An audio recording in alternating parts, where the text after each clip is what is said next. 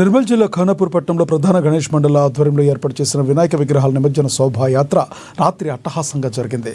స్థానిక వివేకానంద చౌక్లో హిందూ ఉత్సవ సమితి అధ్యక్షులు మంత్రం రాంజం సురేష్ ఆధ్వర్యంలో కాషాయ ధ్వజాన్ని ఆవిష్కరించి ఆ ఉత్సవాలను ప్రారంభించారు.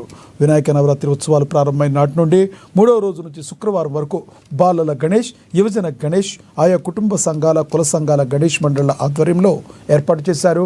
18 ప్రధాన గణేష్ మండళ్ల ఆధ్వర్యంలో ఏర్పాటు చేసిన వినాయక విగ్రహాల నిమజ్జన శోభాయాత్ర అత్యంత ఘనంగా జరిగింది. శోభాయాత్ర సందర్భంగా నిజామాబాద్, జగిత్యాల, నిర్మల్ జిల్లాల నుండి భారీగా జనం తరలివచ్చారు.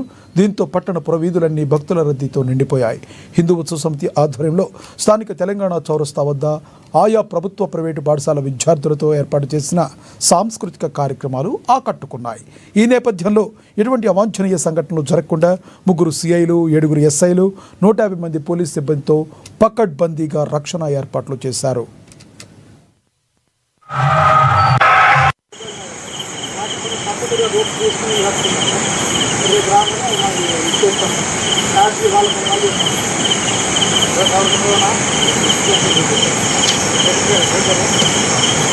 Gracias.